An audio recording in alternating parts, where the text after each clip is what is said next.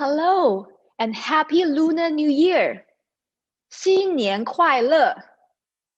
My name is Lucy Lu, a member of Mission and Ministry team at the St. John Paul II National Shrine. Welcome to the second part of Christianity Beyond East and West, a Christian celebration of the Lunar New Year. If you missed last week's Lunar New Year event hosted by the Shrine, which we discussed about Chinese poetry and classical Confucianism, you can find it on our YouTube channel, and we will post a link to that video in the chat window. If you are new to our event, you may wonder why we are celebrating the Lunar New Year at the shrine here. St. John Paul II's deep love for the human person made him love all human cultures. His special love for his own Polish culture shows us that we do not just tolerate our cultural heritage or make it accidental to who we are.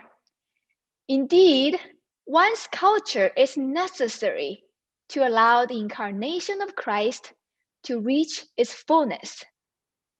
St. John Paul II is convinced that only with the help of all the cultures will it be possible for the unsurpassable riches of Christ to be manifested ever more clearly, and for the Church to progress towards a daily, more complete and profound awareness of the truth.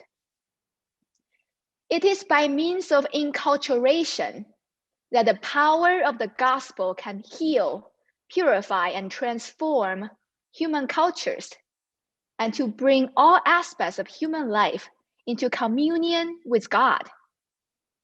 By celebrating the Lunar New Year here at the shrine, the whole church will be enriched by the cultures which abound in human wisdom and moral values.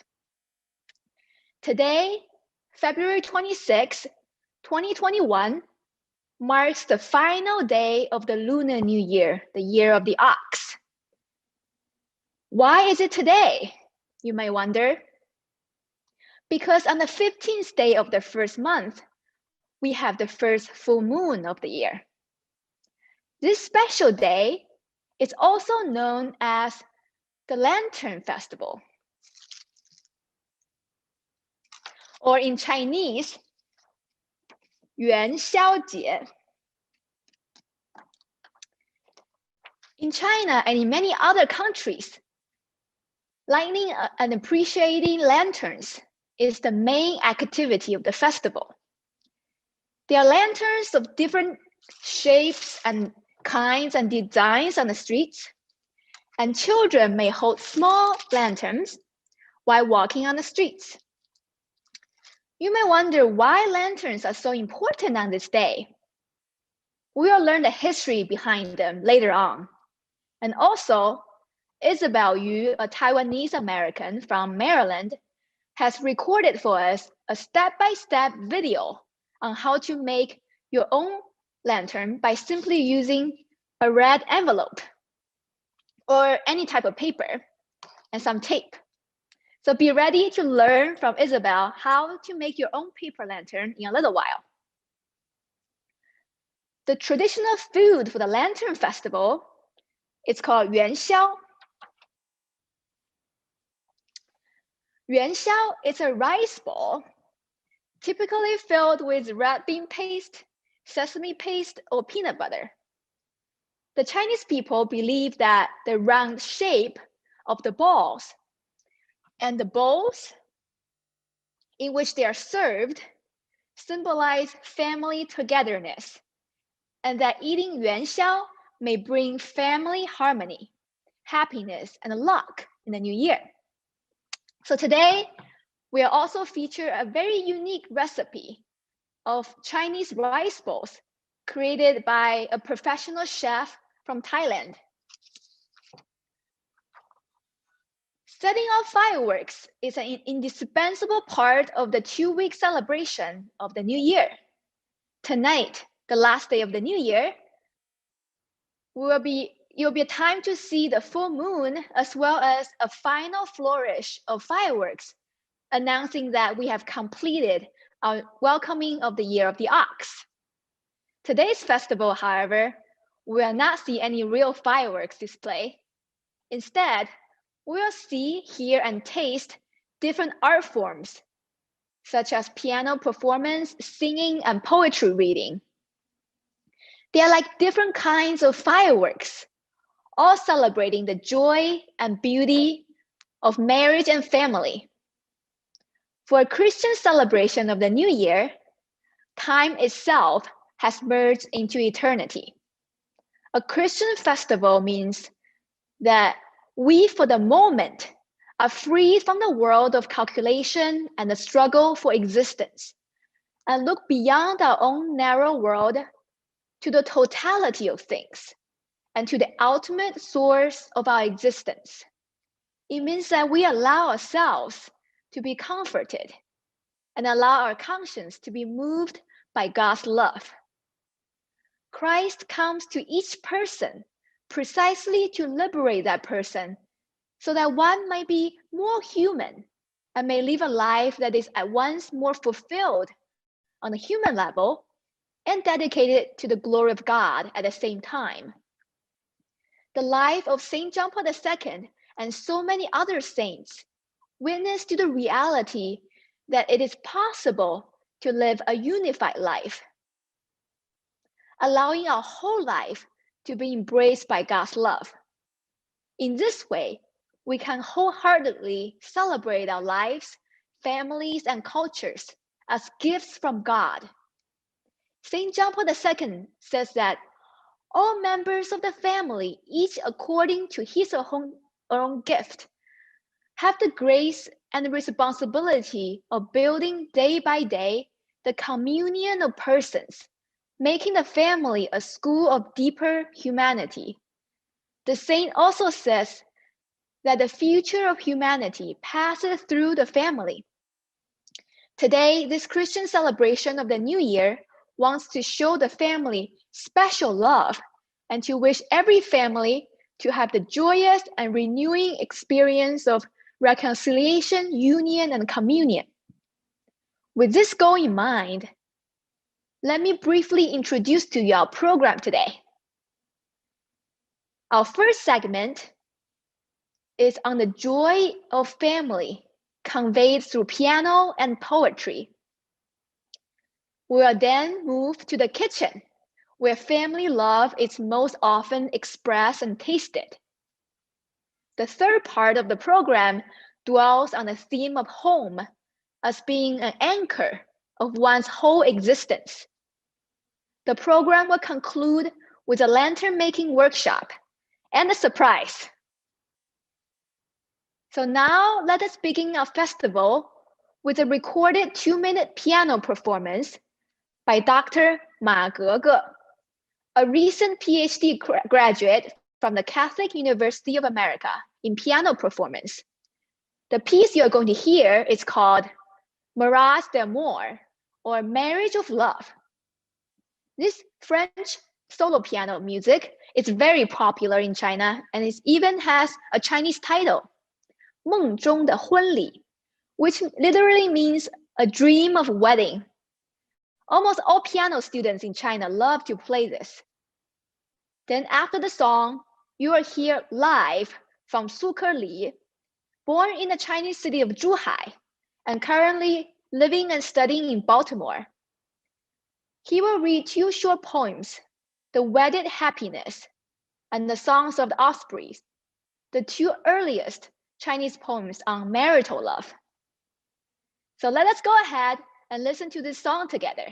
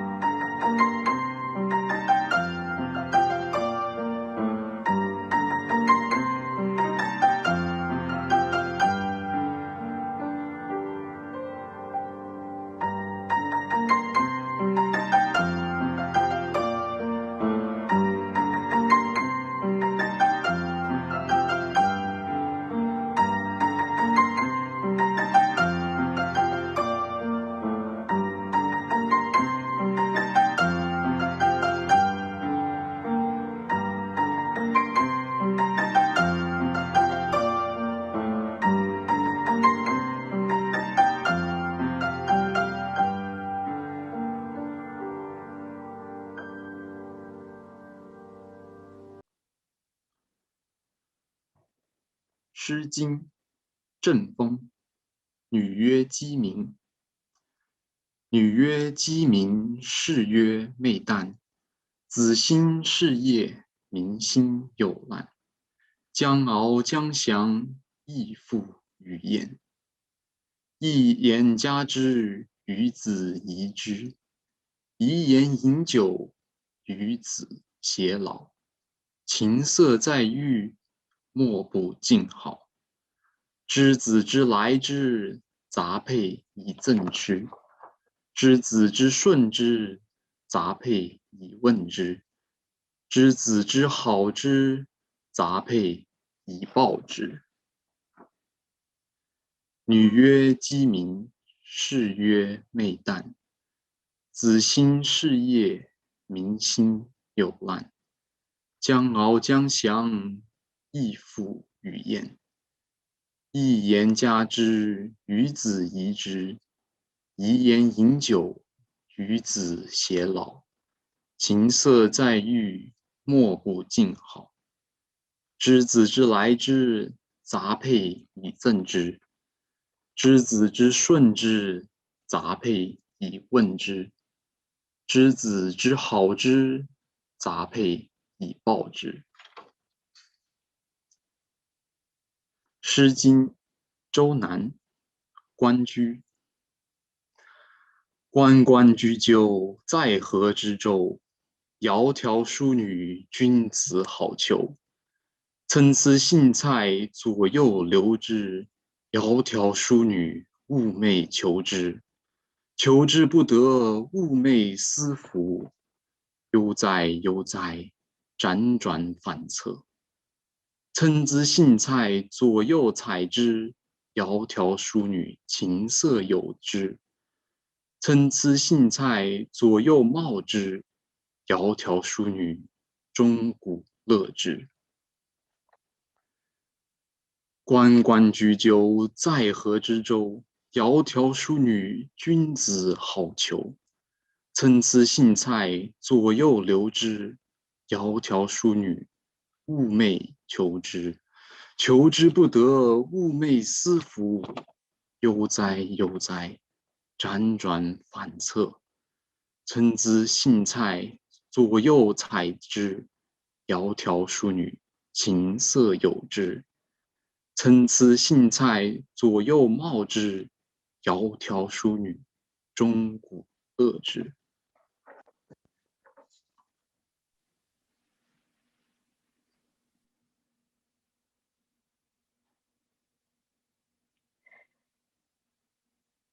Thank you very much, Sukar, for the lovely 2 poems. You read it twice. Thank you. And also thank you, Dr. Ma, for the piano. Now let's shift our attention to the kitchen. Preparing food in the kitchen is essential to family life. You may want to try this Lunar New Year dessert recipe brought to you by Chef Pylene from Hot Thai Kitchen. Chef Pylene has graciously given the shrine permission to use her YouTube video for today's special event. Her YouTube channel has 1.3 billion subscribers. She will show us in slow motion how to make this Chinese dessert, black sesame rice balls, with a Thai twist. In ginger tea, it's totally possible and doable and not hard to make at all at home. So if you're thinking of what to make for your next dessert, why not give it a try for black sesame balls in ginger tea? Let's watch this video together.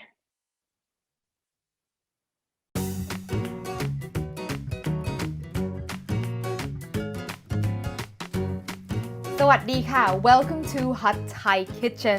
Today I am showing you one of my absolute favorite desserts. But up until recently, I always thought it was a very difficult thing to make.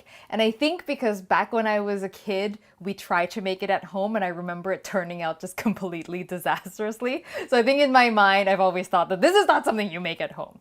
And it's not something a lot of people make at home, but I just recently tried it again and it is totally doable. And so I thought, It's a lot easier than I thought, so I'm going to share it with you. It is called Baw Loi Nam King. Baw Loi means floating lotus, and it's our term for dumplings type dessert. And Nam King is ginger tea. So there are these black sesame filled sticky chewy dumplings that is served in a sweet ginger tea. It is so comforting and delicious, and it's something you can make in advance that you can pull out and put together whenever you're ready to eat. Let's get started. So we're going to start with the filling. So I've got some black sesame seeds here. Now you want these to be roasted. All you have to do is just stir them around in a dry pan over medium-low heat, and you might wonder, well, how can you tell when these are roasted? Because they're black, right? So what I do is I throw in some white sesame seeds, just a little bit, and then I watch the color of the white sesame seeds. So as soon as they turn golden, then you pull the whole thing off. If you don't have white sesame seeds, there are a couple of things you can watch for. I will talk about them in the written recipe on the website, okay? So now I'm going to grind these in my coffee grinder. Now, I tried using a food processor for this, and it just doesn't get them quite as fine. You want this to be quite fine, otherwise they won't stick together very well if you've got a lot of coarseness in there. So you could mortar and pestle it too, but that takes a long time. And you don't want to overdo it because you don't want to turn this into tahini. Like eventually it'll just liquefy in its own oil. But what you're looking for is for it to start to get moist. Like if you notice at the bottom of your coffee grinder, it's already starting to stick. That's what you're going for. And that's it. It takes literally like 5 seconds. All right, so the filling is super easy. I'm going to start out with some coconut oil. You can also do butter. A lot of vendors in Thailand do shortening, which is not healthy for you, so you shouldn't use it, but either butter or coconut oil. And the fat is actually really important. It's gonna allow the filling to be solid when you form it into balls, but then when you eat it and it's warm, it's like melty and soft. So you definitely wanna use fat that is solid at room temperature, okay? Some palm sugar. You can totally use white sugar for this, but hey, why not add a little extra flavor, right?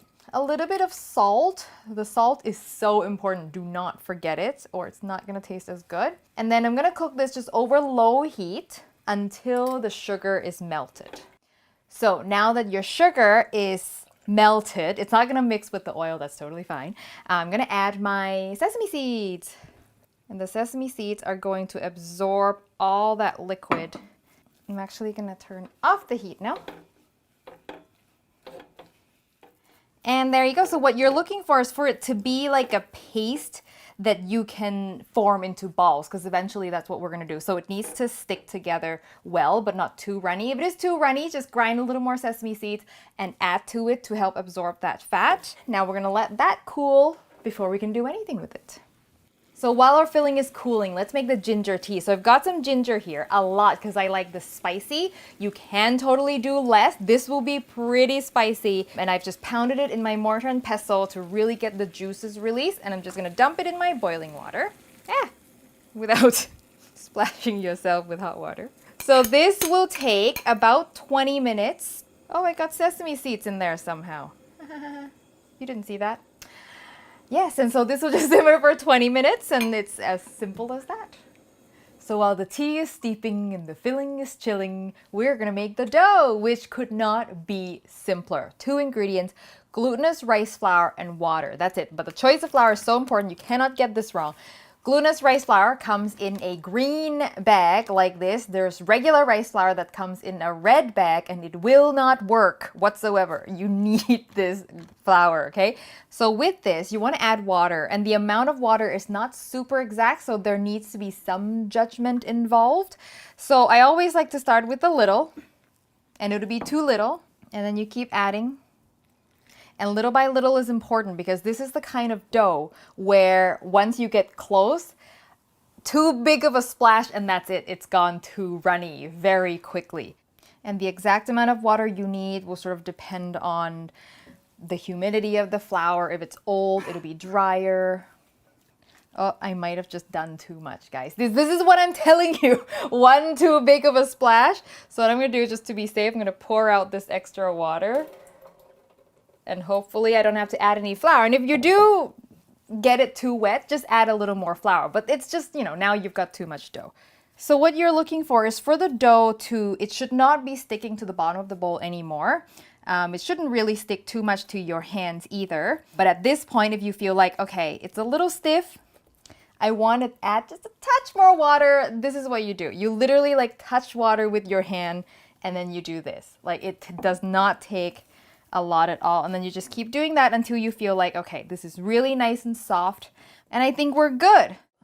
So the filling is cool enough. We're gonna form the fillings into balls first. And each ball, I recommend, should be about 9 grams. If you get 8, fine. If you get 10, fine. But any bigger, any smaller than that will ruin your dough to filling ratio, which is one of the key features of this dessert. And so you just grab a little, compress it into a ball. It doesn't need to be completely round at this point, something like that.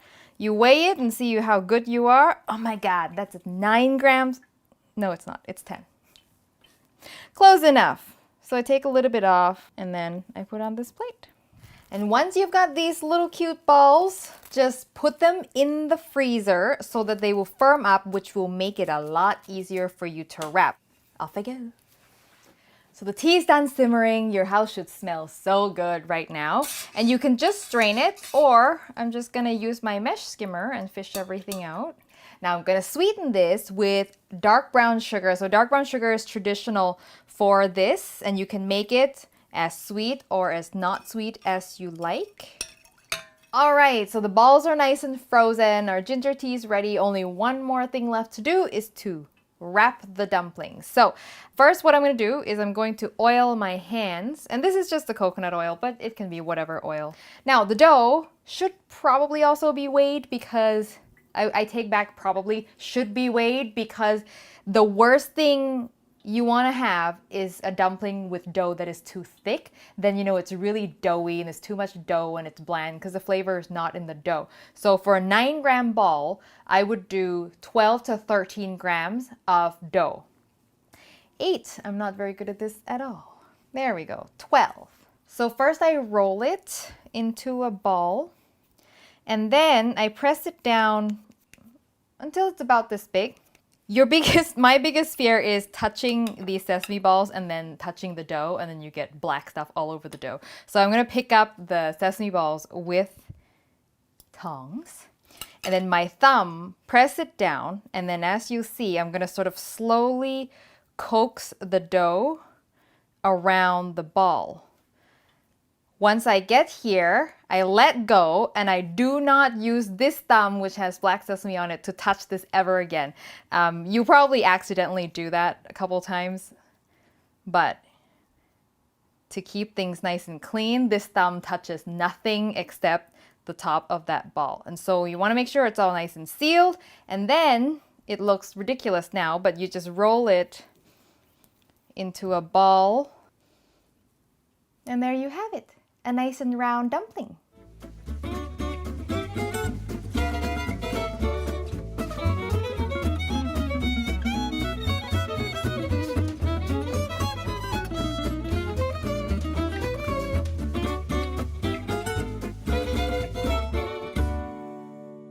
So you can make these balls in advance, by the way, keep in the fridge or even the freezer, and then whenever you're ready, you pick it up from here. This is the beauty of these things. So that's why you can buy these things from the frozen section at the Asian grocery store. So you can apply the same concept. All you have to do is boil these in water for about 5 minutes. If they've been sitting, they might get a flat edge. Doesn't really matter, but if you care, just give them another roll.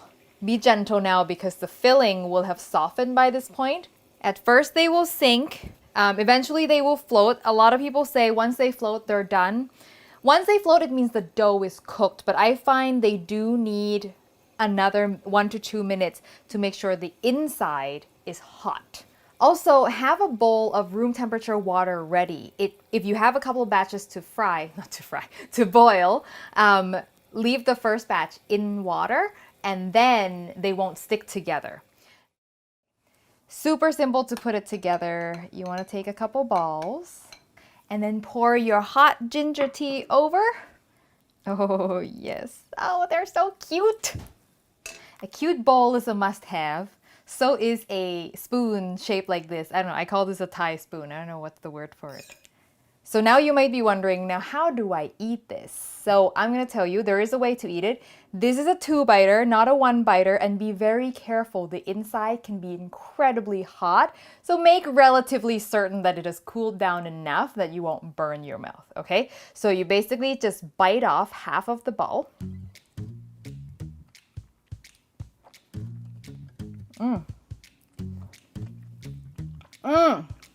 And this is what you got inside. Note the thickness of that dough. That is exactly what you want, no thicker, because any more than this, it'll be super doughy.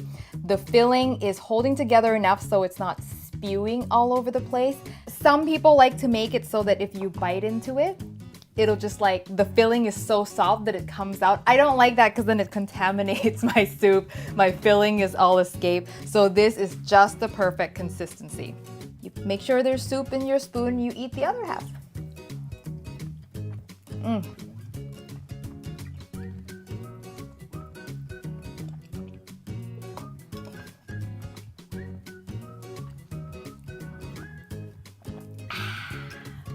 So comforting. That ginger, the heat from the ginger, and the sweetness and nuttiness from the sesame, there is no better food pairing. The dough is super soft, so think mochi. That is the consistency that we've got, soft and chewy, and if you've had this, you know how good it is. If you're going to make this, the recipe is on hotthaikitchen.com, and please check out that post before you make it. I'm going to include a lot of little tips here and there that will help make this process easier that I couldn't cover today, so please don't make it before you read the recipe, okay? And if you haven't subscribed to the show, make sure you do so you never miss an awesome recipe like this. And if you want to join our Patreon club, check out all the information in the description box below, and I will see you next time for your next delicious Thai meal. Sesame in my You teeth. do not. Oh, you're kidding. Do you now? Yes, you do. You always get sesame in your teeth after. So It's authentic. Thank you, Pani, for Hot Thai Kitchen for sharing this recipe with us. What do you think? Did you take notes? Hopefully you'll make it sometime. Now we have eaten those delicious rice balls. It's time to celebrate the joy of domestic life, home life. Kimberly Chan, a Chinese American from New York City, will sing for us 3 songs for us. One Chinese lullaby called My Home, followed by another song called Home Sweet Home, in both English and Chinese. Joining her for the English verses is Rachel Maureen. Last but not the least is a song about our intense longing for the heavenly home called Oh Think of the Home Over There.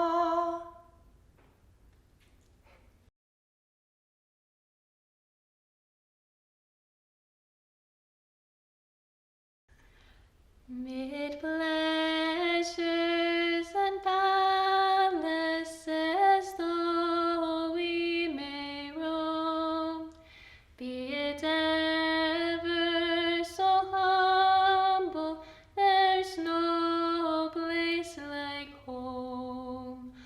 A charm from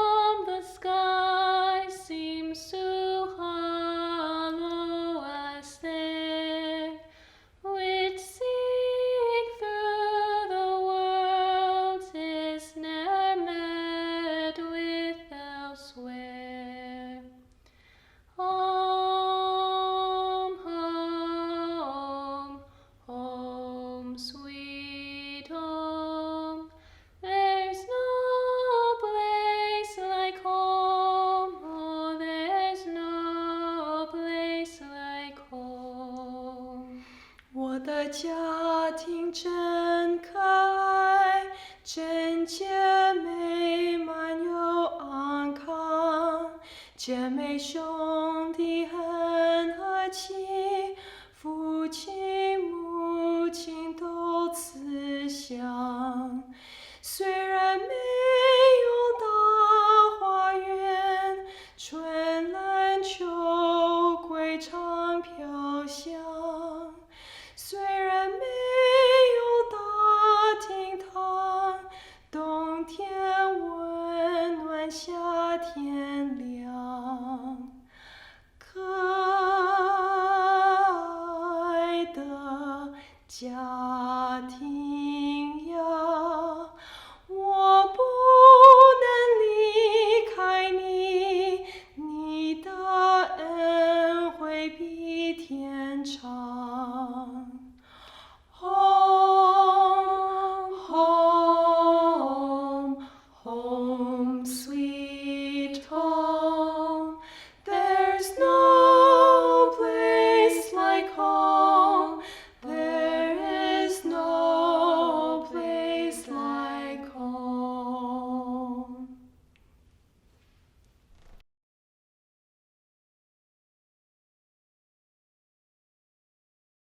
我想我家乡在那边，在里面充满了光灿烂，在那边无痛苦无心酸，一切有喜乐有平安。在那边，在那边，我永远的家在那边，在那边，在那边，在那边，我永远的家在那边。我想我天父在那边，我盼望的生活他面前，他安慰并擦干我泪眼，使我像快乐勇敢天。在那边，在那边，我永远的家在那边，在那边，在那边，在那边，我永远的家在那边。 Thank you, Kimberly and Rachel, for the beautiful songs on the simple joy of home life, Home Sweet Home. What are the Koreans doing during the Lunar New Year? In South Korea, the Lunar New Year is called Sola. Let us watch a 2-minute video on how the Koreans traditionally celebrate the New Year. As an illustration of all the 3 themes we have seen, the joy of family, sharing a meal, and the gift of home. One of the most celebrated holidays in Korea, and that is why I'm dressed in the traditional hanbok. Park Ji-won tells us more about the tradition that's deeply rooted in Korea's ancient history and the minds of the Korean people. Out of many national holidays in Korea, Seolnal is the biggest and the most important holiday. Since ancient Korea, dating back to nearly 2,000 years ago, historic records show that Koreans have kept the tradition of spending the first day of the lunar calendar in a special way. Looking closely at the Korean word Seolnal will give you a glimpse of how Koreans have traditionally perceived this day. Nal out of Seolnal means basically day in English. And the prefix Seol has originated from Korean words like 설다 meaning unfamiliar, 살이다 meaning cautious, and 슬프다 meaning sorrowful. So it can be inferred that Koreans have kept this unfamiliar first new day very solemnly, with an exercise of caution and moderation. This mindset of cherishing the moment of first day of the new year is deeply reflected in traditional routines. Koreans start the day by holding a memorial service for ancestors, praying for the prosperity of the family, and expressing gratitude towards them by sincerely preparing food. And they make a deep bow to their elders, or sebae, paying respects to them and also seeking their blessings for the new beginning. Then people spend the rest of the day with family, eating traditional food, playing food games, and sharing stories. It's been more than 120 years since the solar calendar was introduced in Korea, but Koreans still keep the tradition of celebrating Lunar New Year's Day. Any previous attempts by the government to keep only the solar New Year's holiday all failed, as the deep awe Koreans have held for thousands of years towards the first moment of the year in a lunar calendar is stamped on their minds. Also, it's always good to have two new beginnings of a year and a second chance to stick to your New Year's resolutions. 박지원, 아리랑 News. Now we learned how the Koreans celebrate the Lunar New Year. It's almost time to make your own lanterns. But before you do the paper craft, I would like to point out that making and holding lanterns is a fun activity, especially for children. One of my fondest childhood memories was to hold a small lantern or something like this during the Lantern Festival and to see all kinds of big lanterns at the park at night. The contrast between the big lanterns with my own small, simple one filled me with a thrill of wonder and adventure of life. The Lunar New Year is a perfect moment to reflect on the joy of childhood and to remember our identity as children of God. So let us listen to an 8th century poem from the Tang Dynasty, also the golden age of Chinese poetry. It is called Playing with Children, followed by 2 piano performances, River Flows in You, 你的星河, by a Korean composer, Yuruma, and Blue and White Porcelain by Jay Cho, a Taiwanese pop singer.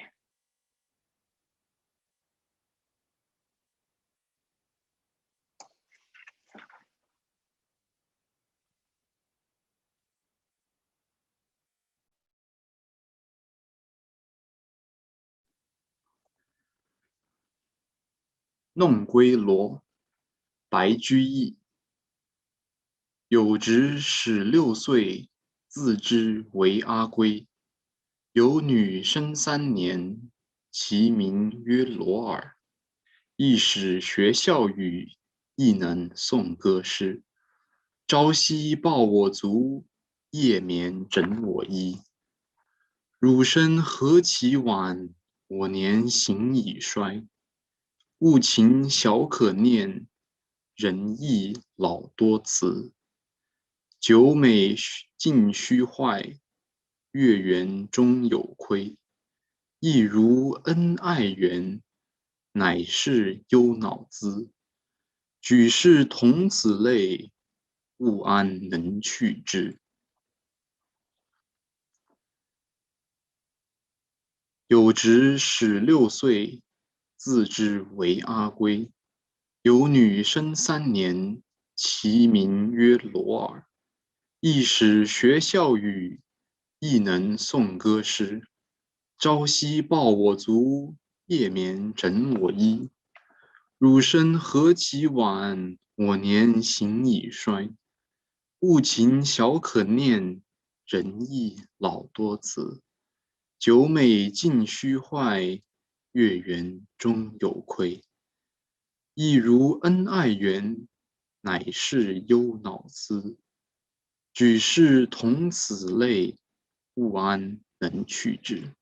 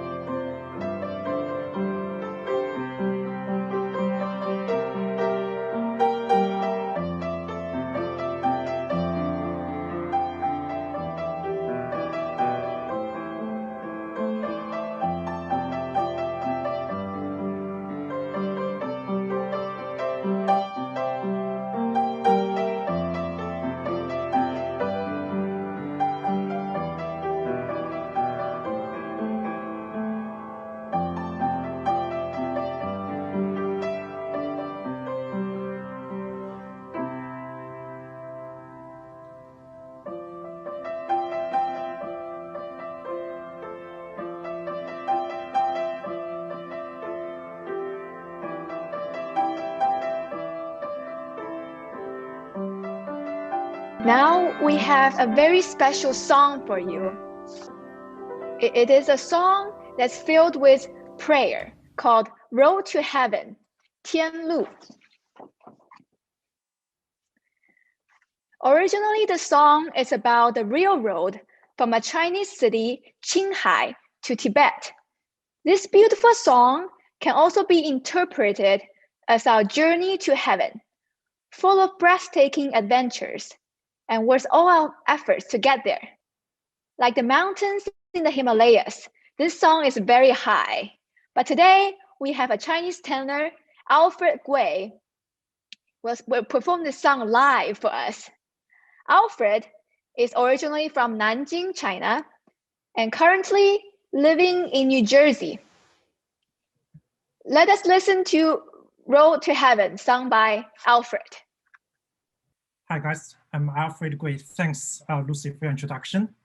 And you see in my background, just let you know, this is not Tibet. It is Seattle, the city I used to study University of Washington.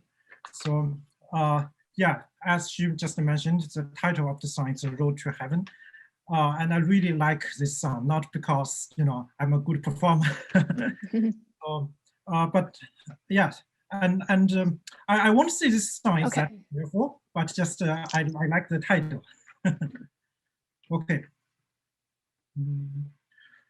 清晨，我站在青青的牧场，看到身影披着那霞光，像一片祥云飞过蓝天，为藏家女带来吉祥。那是一条神奇的天路，把人间的温暖送到边疆。从此山不再高，路不再漫长，各做女欢聚一堂。黄昏，我站在高高的山岗，看到铁路修到我家乡，一条条巨龙翻山越岭，为雪与高原送来安康。那是一条神奇的天路，带我们走进人间天堂。顷刻酒足又茶，会更加香甜，幸福的歌声传遍四方。That's it. Thank you.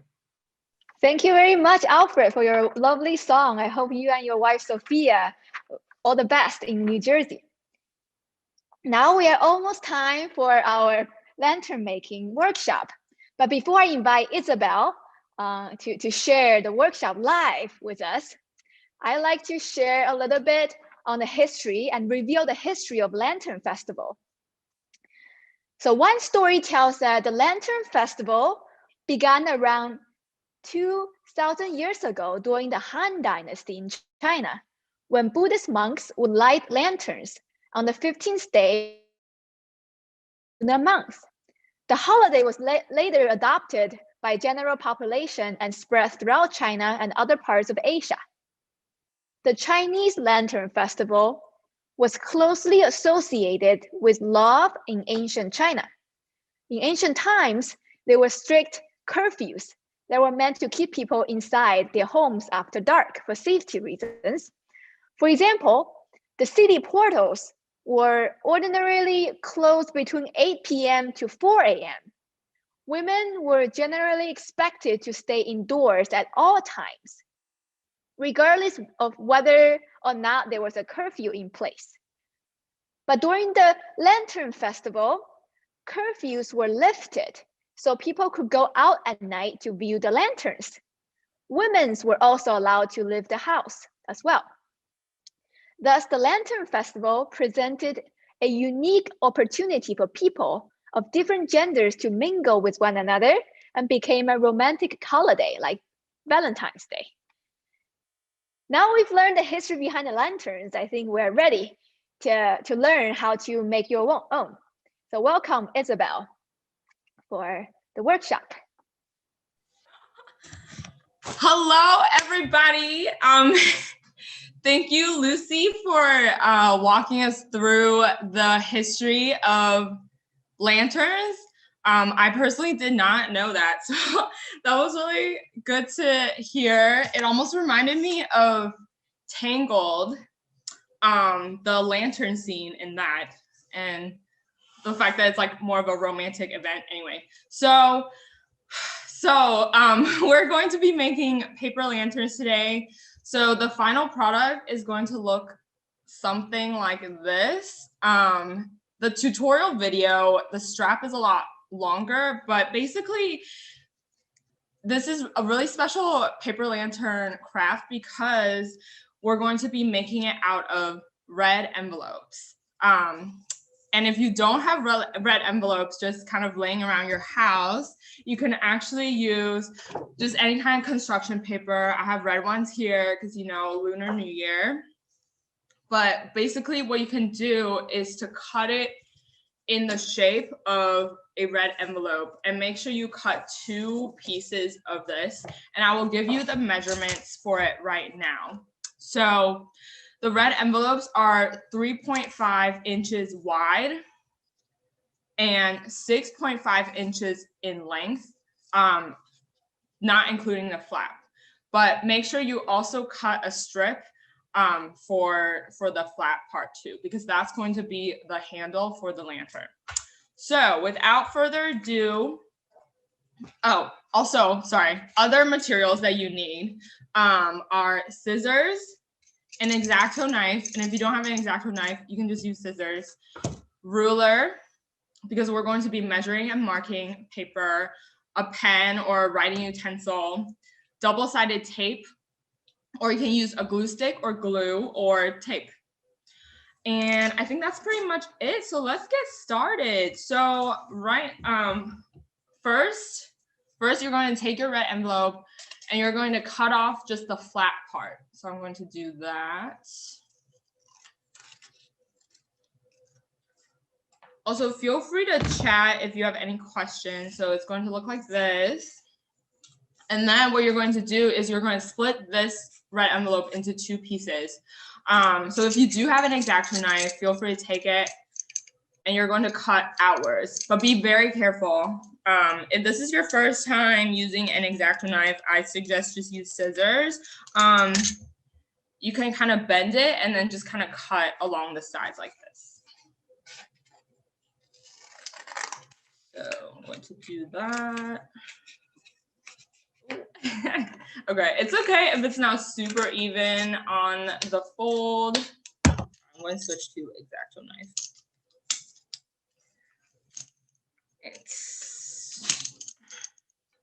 And then so basically you're just gonna cut out at the fold. Does that make sense, everyone? All right. Or you could potentially just rip the sides too if you don't have cutting utensils. But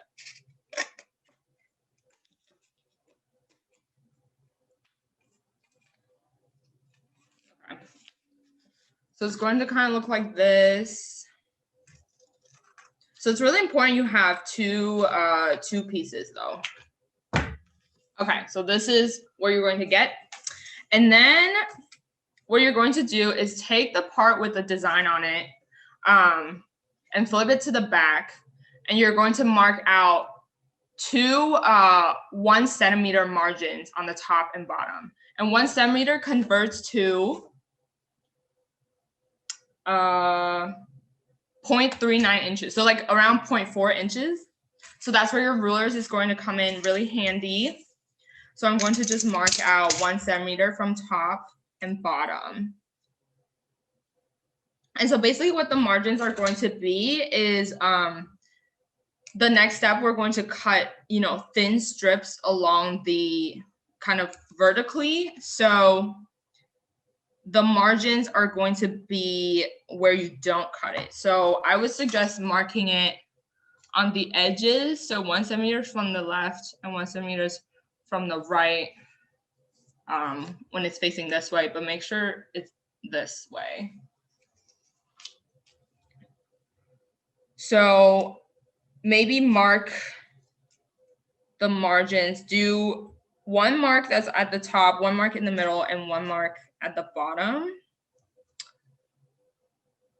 Okay.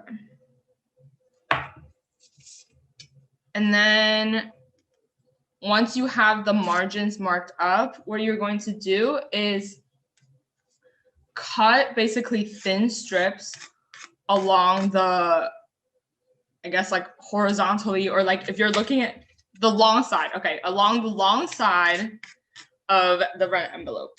So, and the video says to do it 5 millimeters apart, but it can really be however many you want. You can do it 1/4 of an inch. So about this big, sorry. This big, okay. But just make sure there's enough of the strips so that it's basically going to be this part of the lantern. So if you want it to look more intricate, more complex, that's what you can do. So I'm just going to quickly mark it down the paper. So basically you're going to mark it down alongside the rest of the paper and but not the margin part. Leave the margins.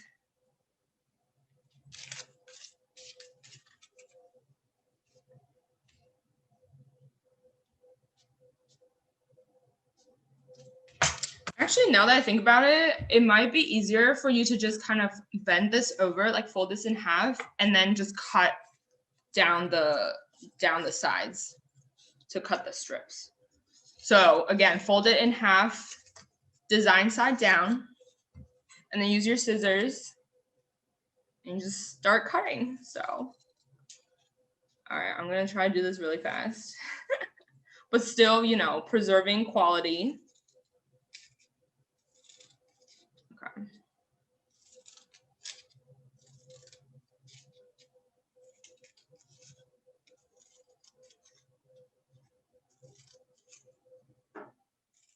And yeah, it's okay if the widths are not even or if the lines are coming out a little crooked, because, you know, there are no perfect answers in art, and also you made it. So you can put your own spin on it.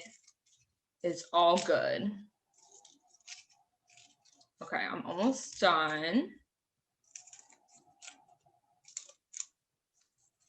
Okay, so if you unfold it, it should look a little something like this. You see kind of like panels or panes on the paper. And then what you're going to do, remember the top and bottom margins that I kept talking about? You're going to take your double-sided tape or glue, and you're going to put it on the margins. So I'm going to do that.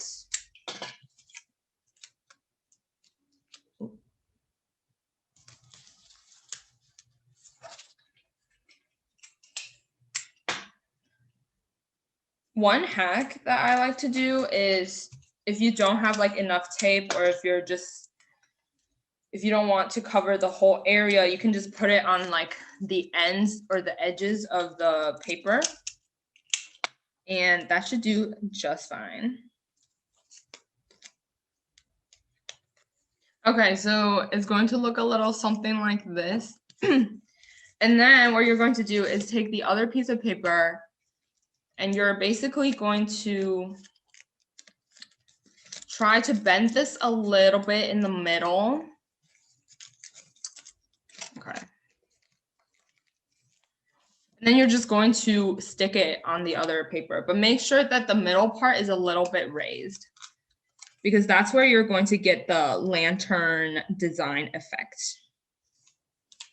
So what I'm doing is just sticking it on the other piece of paper.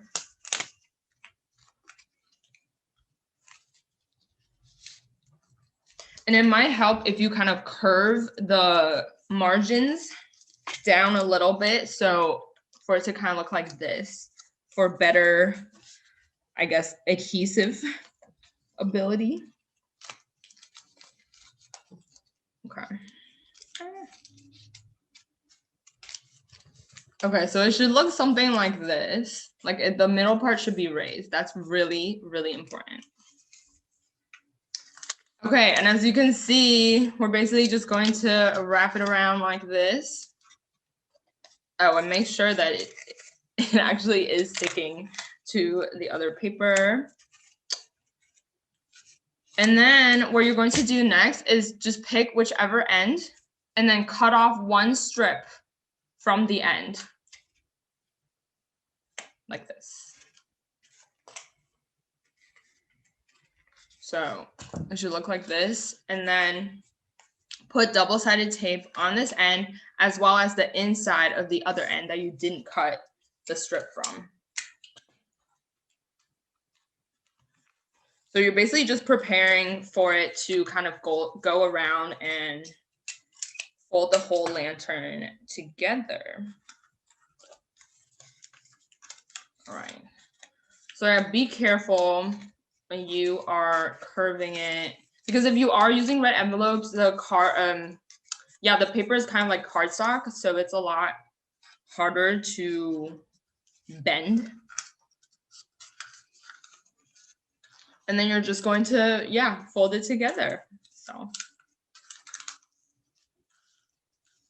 Okay, and then if you have some excess paper, like I do here, you can always just cut them off. I'm going to do that. And there you go. And then remember the flap that we cut off in the beginning? You're going to just cut it in the shape of kind of like a handle. And then we're just going to stick it on here.